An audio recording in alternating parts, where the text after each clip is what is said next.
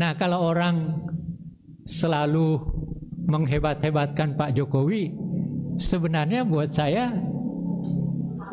salah, sesat pikir. Wah, wah, wah, wah. Jadi kalau orang menghebat-hebatkan beliau, bagi saya nggak hebat. Bagi saya ketika orang, sekarang kan orang mengatakan 70%, 87% orang masyarakat puas.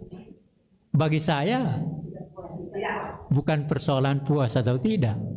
Bagi saya memang itu tugas presiden. Kalau dia gagal ya salah. Saya sangat senang ketika Pak Jokowi mengatakan akan melakukan revolusi mental. Dan dalam kenyataannya, pikiran yang paling gagal selama pemerintahan Pak Jokowi adalah revolusi mental itu. Korupsi terjadi, malah ketua KPK-nya sendiri yang korup. Dan beliau, kebetulan saya nonton di TV, beliau menghitung ada lebih dari 1.000 pejabat yang korup. Itu Pak Jokowi sendiri yang ngomong. Memberikan menteri sekian, gubernur sekian, bupati sekian, dan seterusnya. Megawati, SBY, Surya Paloh melatih anaknya untuk tampil menjadi pemimpin. Jokowi tidak punya alat itu. Dia tidak punya partai. Maka anaknya lewat PDIP kan. Bedanya sebenarnya dengan anaknya Jokowi dengan anak yang lain-lain adalah bahwa Jokowi menaikkan anaknya dengan melompati konstitusi. Bedanya di situ. Sebenarnya apa yang kita hadapi sekarang, ya Anda mau apa? Karena secara konstitusi diterima. Jadi kalau Anda mau marah, ya jangan marah sama Jokowi, marah sama KPU, marah sama Bawaslu. Jokowi menerima dan memang itu dia kehendaki. Tapi yang menarik begini, pernyataan dari Wakil Presiden Yusuf Kalla. Itu pernyataan dia. Dia katakan, oh itu melanggar karena melanggar sumpah. Gitu.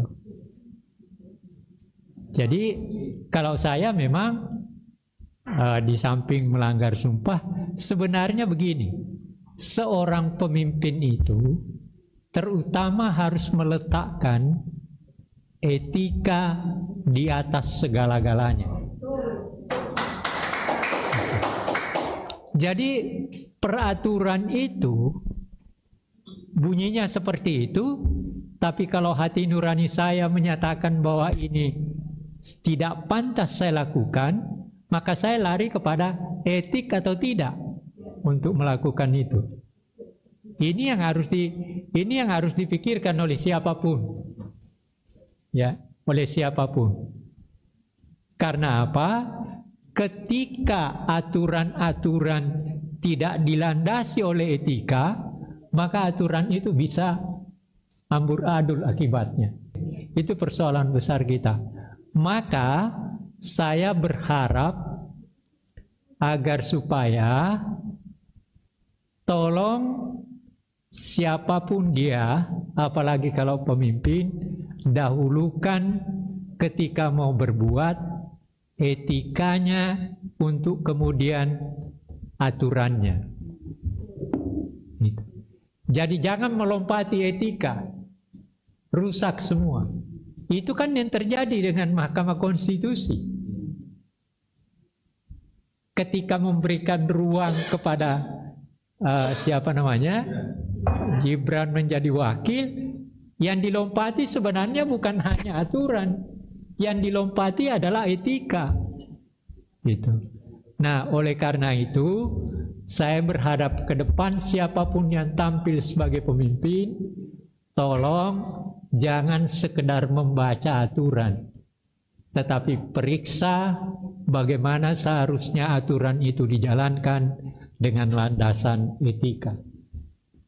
Dan ingat, Pancasila adalah etik dalam bernegara.